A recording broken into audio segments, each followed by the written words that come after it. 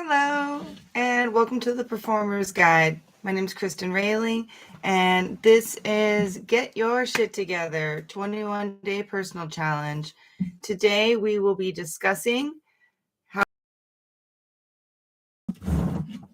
Before we get started in the program, and before we do any of the worksheets, before we focus on our habits, before we do any of that, I would love to have us just tap in with ourselves real quick. And we are going to just look around wherever we're sitting right now. And I want you to take in the space around you and see if it reflects your feelings right now. So I spent all day today cleaning my area, so I can say yes. But earlier, a month and a half ago, my office was quite a bit of a mess. I'm going to be honest. And it is something that I like to work on each season, really, but honestly, really towards the end of the year and the beginning of the year, I really like to tap in and focus on reorganizing and declutterizing my space. And so that's what we're going to work on today. I would love for you to just look around, and we're going to start to take note of the areas that are even cluttered just in our immediate space. And then we are going to start to take note of the other areas of our life that might potentially be cluttered, that we can start to declutter, detach, and I actually started to break off this specific day and module into its own program, which is going to be December Detox. And it's going to be all about restructuring and reorganizing our digital, personal, and home spaces so that we just feel fresh and clean for the new year. Yes? So I think a lot of people talk about spring cleaning quite often, and that's a really big one. It's time to get things out. We're going to do a big spring clean, but I mostly do a winter clean. That's my big one. I do a winter clean because I'm home way more often. This is when I'm inside. I live in Portland, so it rains, it snows, we get real weather here. And this is the time that I like to make sure that my internal space matches my internal space, and that my internal space feels calm and collected for the start of the new year. So, what have I done in the recent weeks leading up to this? Is I have completely reorganized the worksheet that I've created for this program. And so if you've done the program before, we did have a module about cleaning your room, and it's got a song that goes with it. And I like to listen to the song while I clean one room of the house. And then in the sorry, I have a frog in my throat. In the worksheet, I break down each room, each type of space that you could clean, because I think a lot of times in the last rounds when people were doing this, I feel like they were maybe stuck on what to do beyond just making your bed and just cleaning your room. And so if you don't already have a structured or organized routine around cleaning, the worksheet's going to really help you of just kind of breaking it down of, okay, how often should I clean certain things? What should be a daily routine, a weekly routine, a monthly routine in my cleaning habits? And it gives you ideas for each room, what to clean and how to clean it. And so what I personally like to do is I built this list off the way that I do it. And I kind of just go off the top to the bottom and start with one section of the house, clean it very specifically, and then move on to the next and the next. And then by the time the whole house is clean, you just kind of start the process again. And so what I want for you is that you can come into this program and have space to do your work. You have a computer area that is set up to read the modules, to watch the videos, to do the course online, that you have space to put a notebook, that you know where your notebook is. How many times I'm having my clients come in to me not even having their notebook prepared or having their video camera set up correctly. They're still shaking it around, trying to get it all set up. And we just want to nip that in the butt in 2024. We want to come to our meetings prepared. We want to come looking professional. We want to have professional backgrounds. We want to have our microphone close enough to us so that it's working properly. Probably wasn't close enough. But we're coming to it prepared. Okay. And so first step of that is to have our desk set up and our office set up and able to work and clean. And then the second thing that's really important for me every day when I wake up is I work on cleaning my bedroom. And so I wake up, I make my bed, I clean up any snacks, any wires, any electronics, any clothes on the ground, anything that's cluttering up my bedroom space, I immediately clean that up. So I have a nice, clean, clear bedroom. And then when I use the restroom, I clean up after myself there.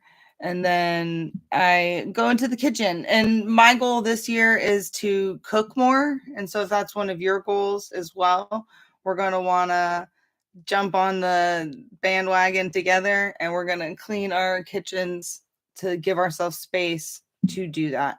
And so for me, I spent all last month clearing out my pantry. And so the year before, my goal was to stock up my pantry. And so this year I feel very stocked up, but maybe some of the things have expired. So I'm clearing out that, cleaning out and clearing out. I get lots of dishes and old things that maybe I'm just not using anymore. I've started clearing all of that. And just anything that makes my kitchen feel cluttered, that makes it feel like I don't have enough space to do the cooking that I need.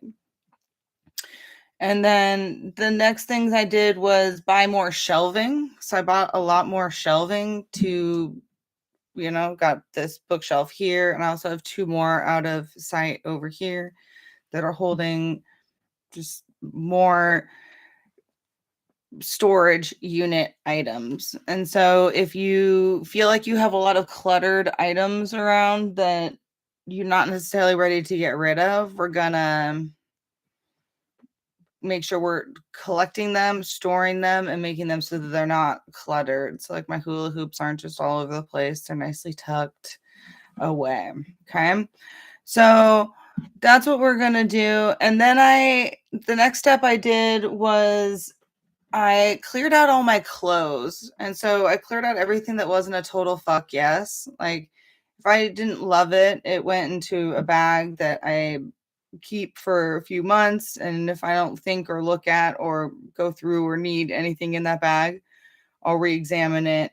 Some things I'll keep, but most of the time I'm just trying to filter out clothes and making sure that I have space for new items. And it's another way I can generate income as well. So you can throw some of the clothes and costumes that you're not using on to any kind of sales site and make some sales through organization, right?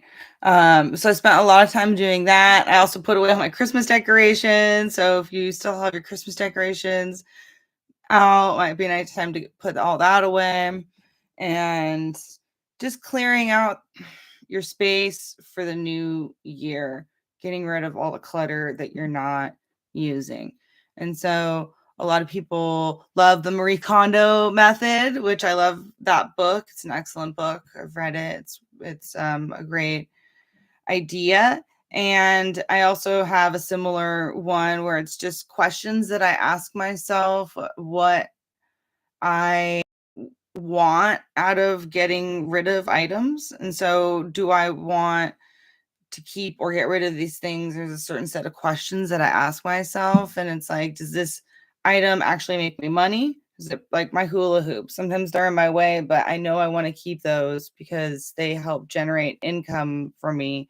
And, push come to shove, or whenever I want, I know I can make money with my unicycle or any of these costumes. So it's like, yeah, they take up space, but it's part of my business, right? And so the second is, does it bring sentimental value to you? So maybe you've inherited some things. You want to keep those.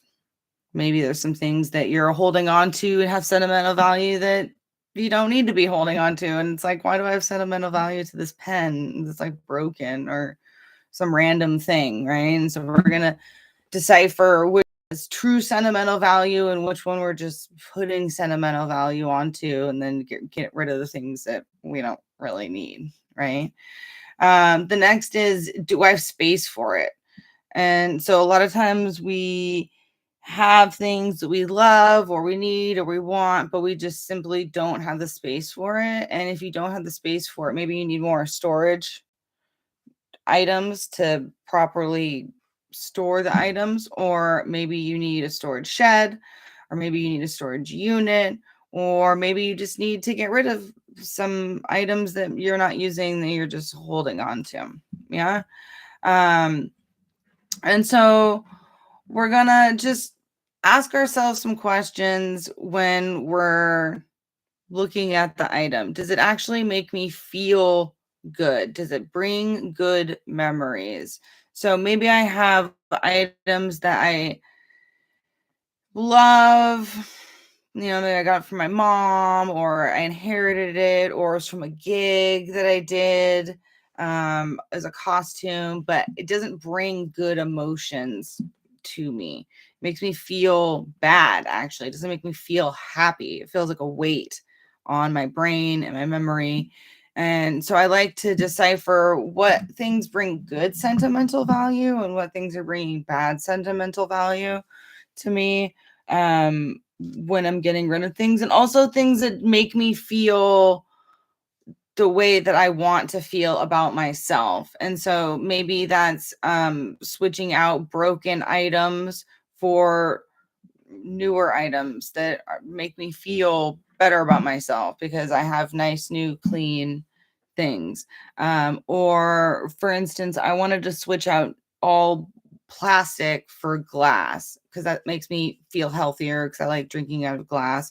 Also just makes me feel a little bit more upscale. I'm not drinking out of plastic to go items or stuff that's meant for like outdoor use, right? So I'm drinking out of cups that are nice and they make me feel good about myself.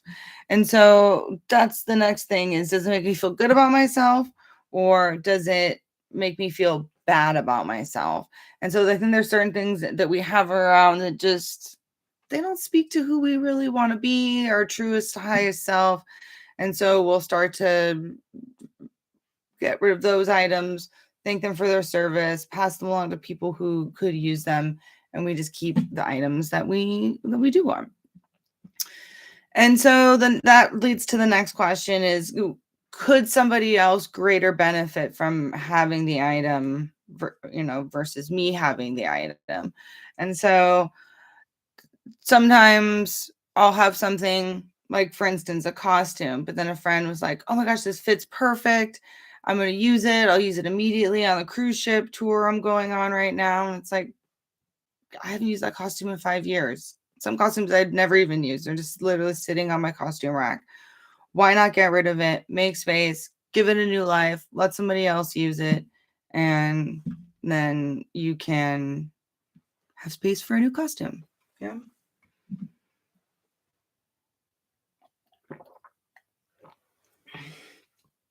So the next thing I did was I reorganized all of my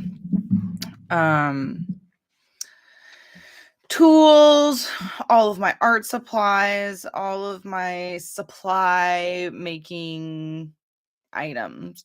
I felt like that was one area where everything kind of felt cluttered. And I bought new toolboxes, I bought new storage pieces, I bought new drawer sets, bought new wicker baskets to hold items. And so um, I think a lot of times as artistic folk, we have a lot of fun little niche items that just are sort of thrown about, and we want to start to collect, itemize, and contain those items. Um, and so the other thing is, speaking to having that artistic, um, sort of stuff. You can even see it here. Like, this is organized for me, but it's still like very kind of chaotic. I got hoops and my unicycle and my costumes and stuff, but it is organized and everything's set and it has a home and it has a place. And so that's the next thing that we're going to ask ourselves is, does this item have a home? And if it doesn't have a home, we're going to give it a home. And so that's my hula hoops home. They live there. And so if they're over on the couch, that's not their home. I know that they go there. And so when I'm cleaning, it's very easy for me to clean up because I, in my mind, go, okay, that goes there, this goes there, that goes there. And everything's very organized and categorized. And so I often see a lot of people just have stuff kind of chaotically about, and there's no real home for things, or if there is, the items aren't at their home. And so we want to give them homes so that even when we're, maybe in our slumps, our depressions, our like kind of downward parts of our emotions, we don't have to really think too hard when we're cleaning, because we know the books go on the bookshelf, the hoops go in the corner, the clothes go in the closet, and this goes over here. Instead of just looking at everything going, I don't even know where to begin or where to put anything. You sort of already have all that mapped out, so that it's just kind of a less thing you have to think about. Yeah. Um, and then the next thing that I focused on was checking underneath, especially if you live in a moist area, just checking underneath all the carpets, making sure there's no mold or mildew or anything underneath carpets, cleaning them, deep cleaning them, cleaning all your floors, getting all the dust out and anything that could, just not be healthy for us to have around.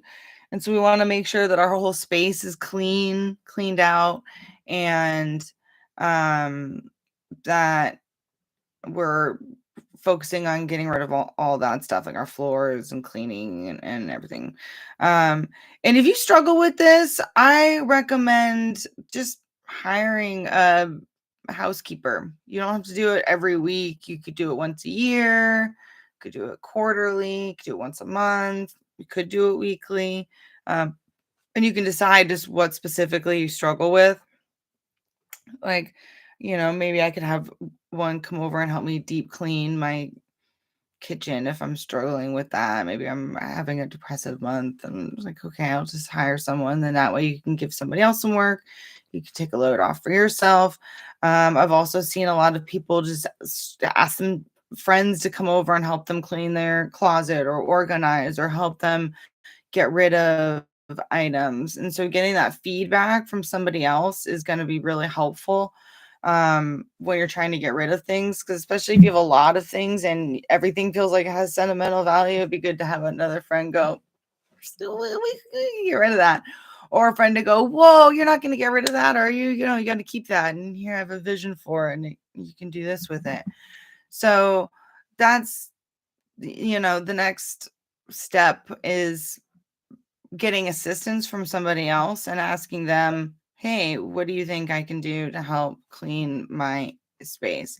Because some of my clients are still struggling from projects that they were doing months ago. And then hiring somebody to come in and help them, they can get it done in a day or two.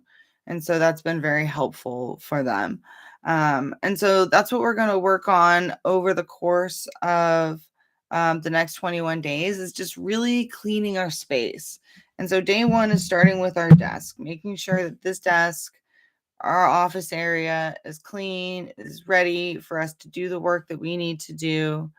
And then spreading it outward to our bedroom, our kitchen, our living room, making sure our entire house feels the way that we want to feel when we get home. Because our home should be our safe space. It should be the place where we are able to thrive and do our best. And if it's super cluttered, we're not able to do our best. We're not going to have a peaceful mind. We're going to have a cluttered mind. We're not going to be able to find anything.